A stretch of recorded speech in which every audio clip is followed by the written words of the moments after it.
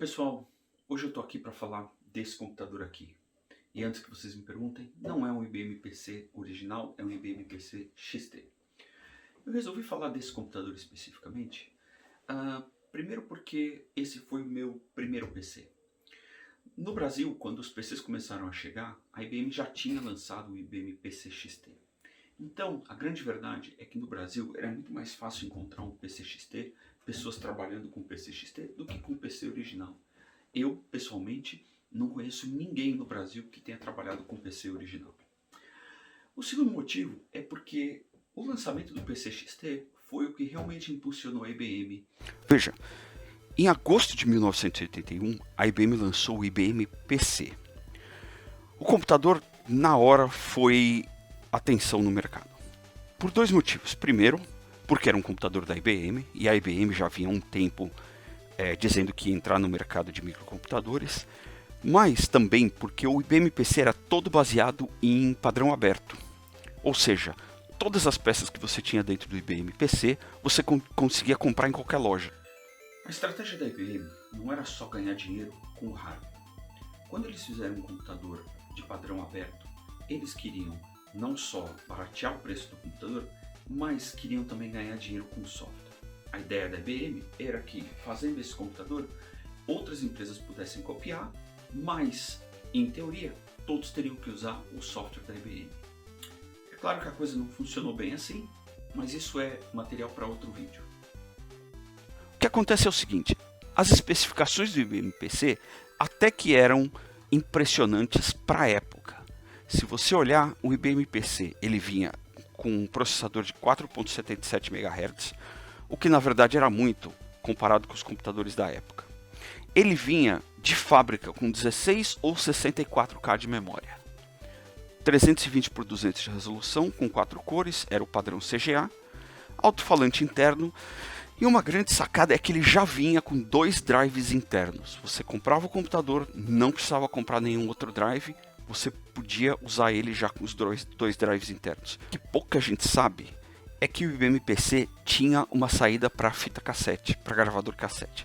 Apesar de eu nunca ter visto ninguém usando fita cassete com o IBM PC, ele tinha sim uma saída. E o preço do IBM PC, depois que você juntava todos os periféricos, memória, etc., saía por volta de $3.000. Agora, isso era muito melhor do que os concorrentes da época, por exemplo, o Apple II. O Apple II, por ter sido lançado muito antes, era um computador que só tinha 1 MHz de memória. Ele vinha de fábrica com 4K de memória só e era expandível até 48K no máximo. A resolução era 290 por 192 e apesar de ser 6 cores contra as 4 cores do IBM PC, a resolução era bem menor. Tinha o mesmo alto-falante interno e o Apple não vinha com drives. Depois que você comprava o computador, você tinha que comprar os drives externos. E o preço, ainda assim, era um pouco salgado, mais ou menos $1.300.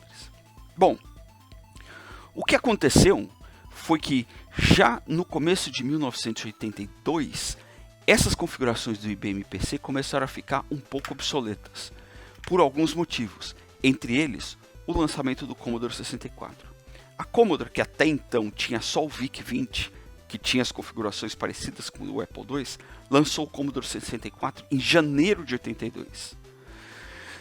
O Commodore 64, apesar de ter o mesmo processador de 1 MHz, muito inferior ao 4.77 MHz do IBM PC, ele já vinha com 64K de memória de fábrica, tinha a mesma resolução do IBM PC 320 por 200, porém ele tinha 16 cores. Uma das grandes vantagens do Commodore 64 era ter um chip dedicado para som.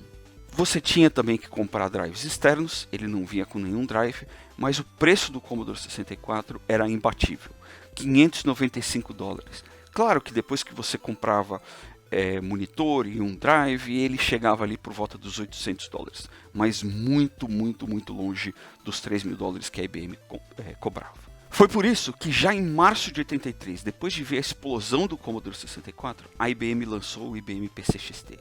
Esse sim era um computador revolucionário. E eu vou te explicar por quê. Comparando ele com os concorrentes, principalmente com o Commodore 64, não tinha nem graça.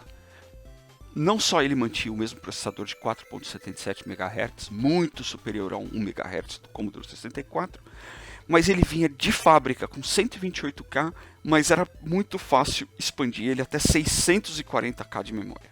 Estamos falando 10 vezes a memória que tinha no Commodore 64. Apesar dele manter ainda a mesma resolução e um alto-falante interno, a parte de armazenamento, pela primeira vez, ele passou a vir de fábrica com um hard disk 10 MB. Para mostrar para vocês mais sobre esse computador, o que eu fiz, eu desmontei esse meu IBM PC XT quase inteiro e eu vou remontar ele no vídeo passo a passo para vocês verem como era montar um IBM XT naquela época. Bom, tá aqui o meu computador semi-desmontado e a primeira coisa que a gente vai precisar para montar é uma placa-mãe. Eu tenho essa aqui, que é uma placa original da IBM, para IBM XT, e na verdade eu tenho uma outra que é uma placa do Turbo XT. Essa placa, claro que essa segunda aqui não é IBM, é uma placa que foi lançada depois, e na verdade ela consegue entre 4 ou 8 MHz com o IBM XT, enquanto da IBM original era só 4.77 MHz. As duas placas são bem similares, deixa eu dar uma olhada e mostrar para vocês a da IBM original. Algumas coisas curiosas nessa placa. Primeiro, computador bem antigo, IBM XT. Aqui estão as memórias, não tem módulo de memória na época, a memória ainda era feita com chips. Então esses aqui são os 4 bancos de memória. Outra coisa, processador. Esse aqui é o processador que vinha com ele, é um processador 8088 e ele tem um espaço para um coprocessador 8087, que era o coprocessador matemático. Fora isso, nada específico na placa. Você tem aqui os 8 slots ISA e pode ver que não tem nenhum conector atrás, só o conector do teclado. Eu vou falar, à medida que a gente for montando, eu vou falar um pouco de como fazer as conexões, serial, paralela, etc. Mas basicamente é essa placa. A outra que eu tenho aqui, ela é muito parecida. Algumas coisas que ela tem de diferente. Primeiro, ela tem a BIOS, que é o de um Turbo XT, e ela tem um monte de espaço para colocar outra BIOS. A placa da IBM original, você pode ver que ele só tinha espaço para 2 BIOS. Essa outra Turbo XT, você tinha um monte de soquete em branco onde você podia colocar outras BIOS. Mas era assim que ela vinha de fábrica, de novo com o processador, espaço para o coprocessador matemático, os 4 bancos de memória. E uma coisa interessante, para essa placa que era 4 ou 8 MHz, você tinha esse processador aqui, que não era o 8088, é o da NEC V20. Esse processador é o que fazia essa placa aí até os 8 MHz. E na verdade eu preciso olhar direito, porque eu não tenho certeza se ela vai a 8 ou a 10 MHz. Eu acho que é a 8, 4.77 e 8. Enfim, do resto tudo igual, você tem os 8 slots ISA e todos os outros componentes. Para essa montagem eu vou usar essa placa específica, porque essa minha placa IBM, ela está com um problema, que ela não está aceitando placa CGA. Ela aceita a placa Hércules, ela aceita outras placas, até EGA, mas por algum motivo CGA ela não está aceitando. E como eu quero mostrar algumas coisas com CGA, eu vou para essa nossa montagem, eu vou usar essa placa aqui. Outra coisa interessante dessas placas, tanto essa como a da IBM original, na verdade qualquer placa de XT, você vai ver que ela não tem bateria. Você não acha nela nenhuma bateria, nem aquelas de tambores, nem as de moeda, nada. Isso porque essas placas elas não tinham memória CMOS. Elas tinham a BIOS e toda a configuração, tamanho de disco e etc. era feito através desses switches aqui. A gente vai fazer essa configuração também, vamos olhar um por um. E a última coisa interessante, e na verdade uma coisa que você tem que tomar muito cuidado quando está montando essas placas, o cabo que vem da fonte de alimentação, você pode ver que é esse padrão antigo, é o chamado padrão AT, e não o padrão ATX que a gente tem hoje. O problema desse padrão AT é que os pinos são todos iguais, então você pode trocar os conectores da fonte. E se você trocar os conectores da fonte, você vai queimar a sua placa, porque ele vai dar corrente diferente nos lugares errados. Mas é isso. Vamos colocar essa placa no gabinete e vamos falar um pouco das outras conexões. Tá aqui. A placa está no gabinete. Eu coloquei ela aqui sem nenhum segredo. Só colocar ela no lugar e depois parafusar. E a próxima coisa, claro, é conectar a fonte de alimentação. Lembra que eu disse? Os pinos são absolutamente iguais, então se você acaba trocando os pinos de lugar, você vai queimar a sua fonte. A regra, quando você vai montar um XT, é a regra de ouro, sempre que você vai usar um conector desse padrão AT. Os pinos pretos sempre no meio. Então você coloca os pinos dessa forma aqui, com os dois pinos pretos no meio, juntos, e aí encaixa na sua placa. Eu vou fazer isso e aí a gente vai falar um pouco da placa de vídeo. Próximo passo, gente, para montar esse computador, é claro, vamos escolher a placa de vídeo. Eu tenho aqui na minha mão duas opções. Na verdade, eram duas opções muito comuns quando você comprava um IBM XT. A primeira delas é uma CGA, é essa placa aqui, é uma CGA original da IBM. Essa era a placa mais encontrada em todos os computadores, porque era uma placa que dava uma resolução razoável. Ela dava 640 por 480 e, na verdade, 320 por 200 com 4 cores. Então, era muito usada em computadores pessoais, em casa, principalmente porque vários jogos podiam utilizar essa placa. A outra placa que eu tenho aqui é uma placa Hércules. A placa Hércules utilizava o mesmo padrão da placa monochrome da IBM. Ela dava uma resolução maior, 780 não lembro exatamente a resolução, mas o problema dela é que ela era só preta e branca. Nem tons de cinza ela fazia preto e branco. Então era uma placa melhor, principalmente para texto, aplicações comerciais, etc. Mas muitos jogos nem suportavam essa placa. No nosso caso aqui, eu vou usar as duas placas. Era uma coisa que o IBM XT podia fazer, nem todo mundo sabia. Você podia colocar as duas placas e aí quando você começasse a trabalhar, você podia setar qual delas você queria usar e qual monitor você ia usar. Outra coisa importante de se falar é que os monitores tinham que ser padrão específico. Você tinha monitores CGA e você tinha monitores monocromáticos. Um para cada placa diferente. Então, de novo, vou colocar as duas placas e aí a gente vai falar um pouco das outras placas que a gente vai colocar. E pronto, você pode ver que as duas placas já estão instaladas. As duas eu pus no primeiro e segundo slot. E aqui dá para se ter uma ideia do tamanho da placa. Você pode ver que as duas placas ocupam o comprimento inteiro do gabinete desse computador. Por isso que elas eram chamadas de placas full, porque elas ocupavam o comprimento todo do gabinete. A próxima coisa que a gente precisa instalar são os drives. Nesse caso aqui, vocês podem ver que eu tenho 2 drives e um hard disk.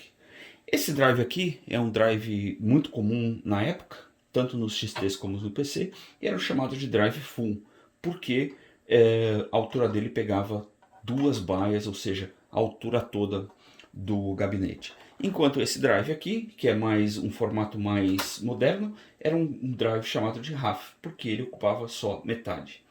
Era muito comum na época os XTs virem com um drive full aqui e um hard disk full. Quer dizer, ele vinha só com um drive e um hard disk. Um drive de 360 e um hard disk de 10 MB. E o hard disk era full. Esse aqui é um modelo um pouco mais novo, ele vinha com um drive full, um drive half, A e B, o drive half também 360, e um hard disk, nesse caso é um hard disk de 20 MB. Eu tenho aqui um drive full para mostrar para vocês o tamanho dele comparado com a minha mão. Realmente era um drive grande e pesado. Agora vamos instalar. Como eu disse, o XT não tem nenhum conector on-board. Então, para cada coisa que você quer colocar, você precisa de uma placa diferente.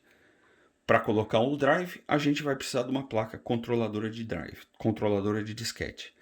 Essa placa, ela tem uma saída aqui, onde você vai encaixar o cabo do drive, e ela tem atrás uma saída externa, que é, em teoria, para colocar um drive de disco externo.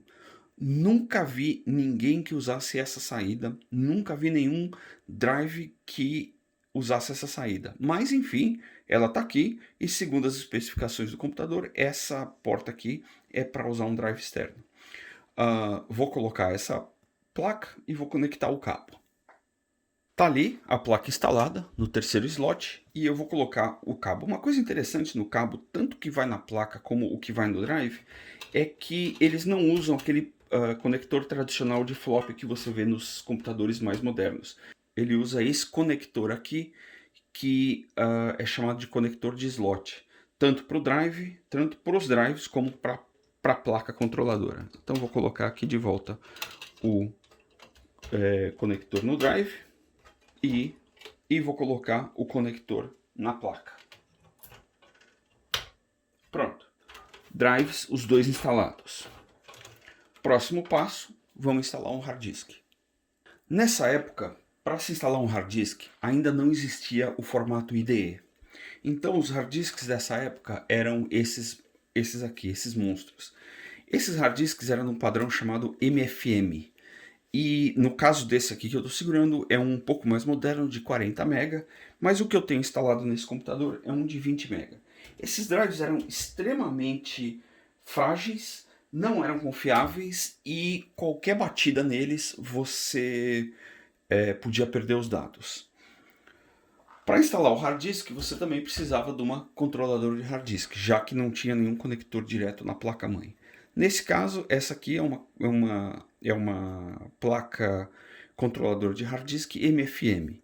O interessante desses hard disks é que cada um dos hard disks tinha dois cabos. Então, quando você conectava o cabo principal da placa na porta principal do hard disk e depois você tinha que colocar esse segundo cabo aqui menor também nessa porta menor do hard disk. Vou colocar a placa e vou conectar os cabos para a gente seguir em frente. Tá ali a placa do hard disk no slot 5. Na verdade eu acabei dando um espacinho ali para não ficar uma seguida da outra, mas tá ali a placa de hard disk no slot 5. Como eu falei, cada hard disk tinha dois cabos, então eu tinha que conectar no hard disk e depois vinha e conectava esses dois cabos aqui. Vou colocar primeiro e depois colocava o segundo e assim conectado o meu hard disk. É importante dizer que a fonte, do mesmo jeito que hoje em dia acontece com as placas-mães, a fonte alimentava tanto o hard disk como o drive. E você pode ver que os conectores até hoje são os mesmos. São aqueles conectores de fonte para hard disk que a gente usa hoje. Mas está aqui feito o meu IBM XT. A última coisa que a gente tem que montar antes de terminar esse computador é saída serial e paralela. De novo, não existia nenhuma saída dessas na placa-mãe. Então eu tinha algumas opções. Uma delas era instalar uma placa dessa aqui, que era uma placa chamada serial paralela. Você pode olhar, ela tem uma saída paralela e uma saída serial que a gente está acostumado. Na verdade, pensando para esse computador, como eu já tenho uma saída paralela aqui, eu vou instalar só essa aqui, que aí eu fico com uma paralela, LPT1, e eu instalo essa aqui como COM1, se é o suficiente para esse computador. Não tem por que ter mais do que uma saída paralela e mais do que uma saída serial no IBM PC XT, a não ser que você tivesse um uso bem específico. Vou colocar essa placa num slot e assim o nosso computador deve estar pronto. Bom, tá ali a placa serial instalada. Eu tive que fazer um remanejo das placas aqui, principalmente para os cabos ficarem menos esticados. Então eu acabei trocando, coloquei a placa serial no slot 3, coloquei a placa controladora de hard disk no slot 4 e trouxe a placa controladora de drive de disquete no slot 5. Não, slot 6. e assim a coisa ficou menos bagunçada, menos esticada aqui. Aliás, manejo de cabos era uma arte nessa época, porque realmente era complicado. Antes de ligar e testar esse computador, ainda preciso falar de duas coisas, dois problemas que você vai encontrar se você for montar um computador desses. Primeiro é com relação ao teclado. O teclado do IBM XT utilizava esse pino antigo, que é chamado de DIN 5 pinos. Você pode pensar que se você não achar um teclado desse, você pode pegar um adaptador desses, que é um adaptador PS2 para DIN 5 pinos. Esse adaptador é muito fácil de achar na Amazon e em alguns sites online. O problema é que mesmo assim não vai funcionar. E eu vou te explicar por quê. O teclado PS2 que a gente conhece, que é o que vai conectar aqui para adaptar para o DIN 5 pinos, ele é um padrão AT. E tanto o IBM XT como o PC original, eles usam um padrão diferente de teclado. Então, ou você tem que arrumar um teclado que seja específico para XT, ou você tem que arrumar um teclado como esse aqui. Esse teclado que eu estou usando aqui é um teclado antigo, da época, um teclado mecânico, apesar de não ser um teclado original IBM, é baseado no padrão IBM. E esse teclado, como muitos outros na época, ele tem uma chave aqui embaixo, XA, onde você podia mudar para um padrão XT ou AT. Não tem jeito. Se você quiser utilizar um teclado com o IBM XT, tem que ser um teclado que suporte o padrão XT. Do contrário, ele vai dar erro do teclado e você não vai conseguir fazer ele funcionar. Outro problema que você vai encontrar e vai ter que resolver é com relação à placa de vídeo ou o monitor que você está usando. As placas de vídeo da época, tanto CGA como Hércules, como MDA e inclusive a EGA, como essa que eu tenho aqui, usavam esse padrão de monitor 9 pinos. Esse padrão, se você olhar, ele não é compatível com o padrão VGA que a gente encontra nos monitores, mesmo os monitores mais antigos. Você pode ver que o pino VGA é um pino diferente do CGA, ou MDA ou EGA.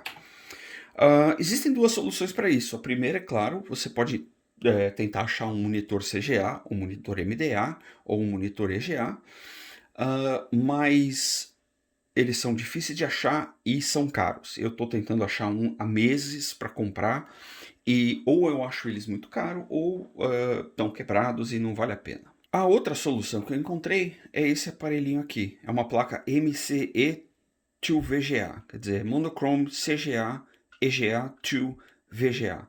Ela faz, na verdade, a conversão de qualquer um desses formatos para VGA.